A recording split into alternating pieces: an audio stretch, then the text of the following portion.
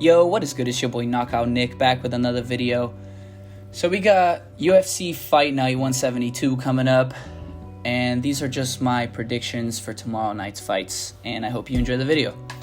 So we're just going to review and take a look at the main card, man. I'm not going to take a look at the prelims, fuck that. So at the first fight, we have a welterweight bout of Abdul Razak Al Hassan and Mounir Laziz. So I took a look at this guy, Mounir. He's like a pretty unknown dude. Seems to be a good fighter. Obviously his record's good and 9-1. There's not a lot of information on him out there. You know, the guy's 32. I wouldn't say he's necessarily young, but he has some good finishes on his record.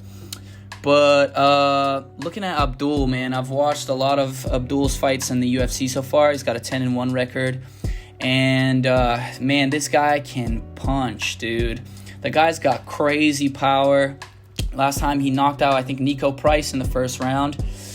He's had some, I forgot the name of the guy. I think he went to Bellator now, but I remember he had 2 fights with this one guy who was epic. He finished him, and then there was controversy, and then they rematched, and then he finished him decisively in the second one. I mean, the guy really has crazy power in his hands. So I feel like whoever you are, regardless, I don't think it's a good idea probably to stand in the pocket and trade with this guy. And I don't really know much about Mounir. I don't think he is a wrestler, I'm assuming, by looking at his info here.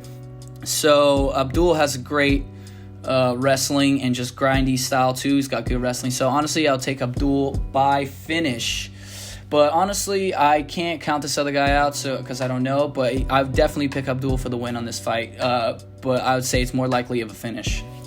Then we got a women's flyweight bout of Molly Mccann and Tyla Santos from Brazil and England. So, dude, Tyla Santos is a classic example of a chick with kind of like a padded record a bit, you know.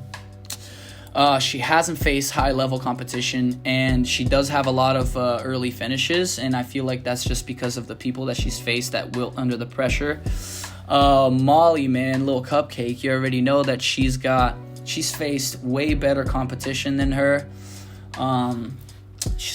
She's smaller and's got a 6-inch reach disadvantage. Yeah, it is 6 inches. So, I mean, she's much smaller, but I really don't see that being an issue for her.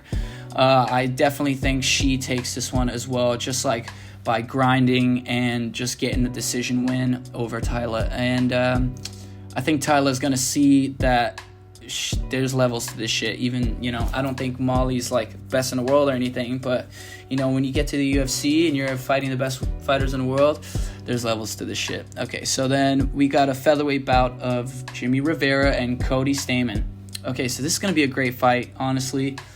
Cody Stamen, everybody remembers what happened in his last fight. His little brother passed away, and the guy still showed up to fight, you know. Definitely a warrior. Definitely a good fighter and a great young prospect. And then we got Jimmy Rivera. Jimmy Rivera is a great example of an well-rounded, you know, fighter. He's just good everywhere. He can strike, he can box, he can clinch, he's got good footwork, he's fast and light on his feet, and he's got some pretty good power. But let's take a look here. Yeah, if you look at Jimmy's record, yeah, he's kind of like the guy that has something to lose in this fight. But if you look at his losses, I mean, his last loss was to Peter Yan. So you already know where he's at now. I don't have to say anything. So, I mean, that's a totally a respectable loss right there. No problem with that. And then before that, he's got 2 losses in a row. And then before that was Sterling. So Sterling's, you know, is that he's just on a come up too. And that's nothing to be ashamed of at all. So those are 2 top guys right there. Then he got a win against John Dodson, you know. Okay, whatever. And then he's got a loss after that to Marlon Moraes with that head kick. That was like man, he didn't even get a chance to recoup on that. So that was just unfortunate. And the guy's top level right there. So let's just looking at his last 4 fights. He's 1-3. He's 1 win, 3 losses. It's totally okay when it comes to the level of competition that he's facing. You know, he's not facing any bums. So honestly, I think Cody's got great wrestling, and he's just not really putting any dudes away. He's not like a finisher or like necessarily, he's more of like, if you can't stop the wrestling, I'm gonna take you down and I'm gonna win that way. But I just see Jimmy Rivera, he can basically do everything but better. And I just feel like he's gonna do more on the feet. He's gonna just pepper him. And Cody, I don't see Cody getting knocked out or slept or anything like that, or finished. Maybe by submission, but I doubt it. I just really see Jimmy Rivera doing what he does and kind of just coasting to a nice decision. And that's that. And we got the co-main flyweight, Tim Elliott versus Ryan Benoit. So Tim Elliott is kind of on his way out, obviously. Let's pull up his record real quick and take a look at it. Yeah, man, look at that. So he's also 1 win and 3 losses. So he's also 1-4, and his last win was 2017. So he's got 3 losses in a row, and he, I would say if he loses this fight, I would say that he's probably going to get cut from the UFC. Not just going to say he's going to get cut, but it's totally possible, the guy hasn't gotten the dub in a long time. And recently in his fights, he's been gassing out by the second round. He hasn't been showing good cardio.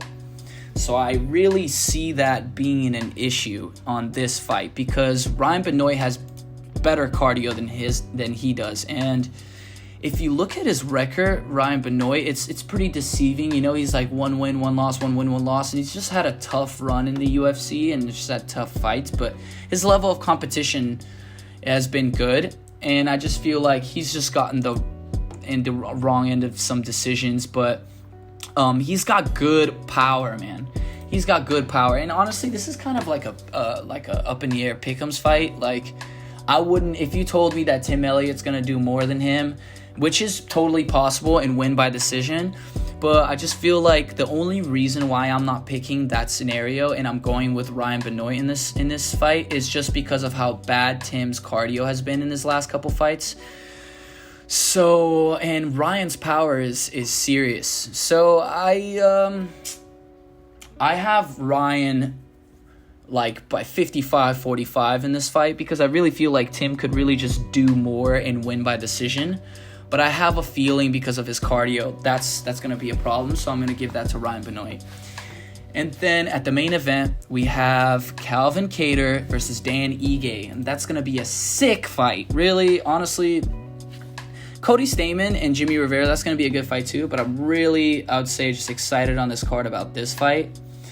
Man, what can I say? I mean, these are game guys.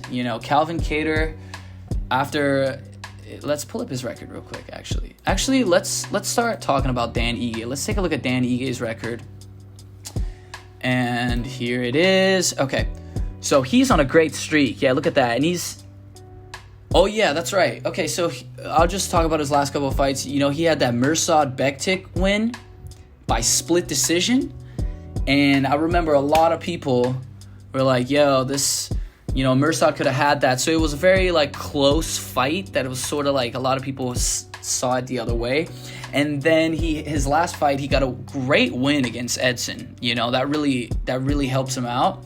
But I still feel like it was a split decision that a lot of people felt like he lost that fight also.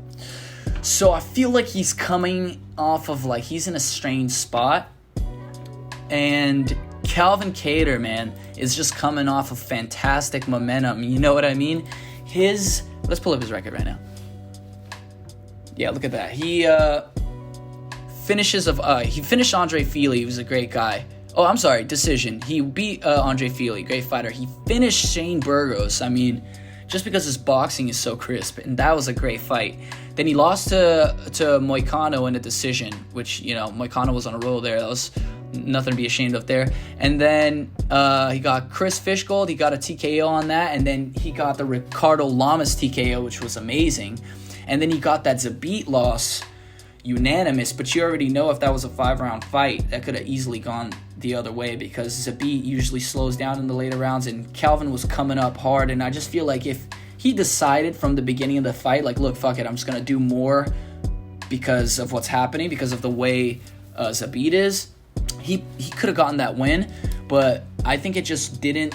His stock didn't go down at all from that fight. It just showed that really he's like at the same level as Zabit, and he's that game.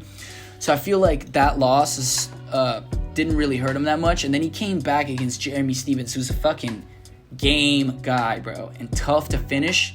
And he finished him with oh my God, that elbow that he came in. It was an unbelievable finish. It was vicious. So I think he's just coming off of a really good run right now. And I see him winning this fight as well because, I could see Dan Ige, because Calvin doesn't really check that many leg kicks, and I could see him coming in and doing some leg kicks early and stuff, but it's going to be a 5-round fight. So I just feel like Calvin's boxing is just I see a finish in this fight as well. But honestly, Dan Ige is pretty tough, but it's a 5-round fight, so I honestly see a Calvin Keator win. I wouldn't be surprised if it was finished. Honestly, I find it more likely to be a finish than not be a finish. But Dan Ige has great wrestling. He's gonna try to wrestle Calvin for sure, take him down, but he's got pretty good takedown defense. Zabit he takes everybody down, and I think he got Calvin Keator down one time. I think he has one completed takedown. So I see early in the fight Dan Ige, when he's fresh, coming in and really throwing leg kicks, boxing, but just kind of clinching, just kind of trying to put it on Calvin to try to make him a little bit more tired. But since it's a 5-round fight, I see Calvin taking this one, boys. Anyway, I hope you enjoy the fights tomorrow. Let me know what you think in the comments. Peace.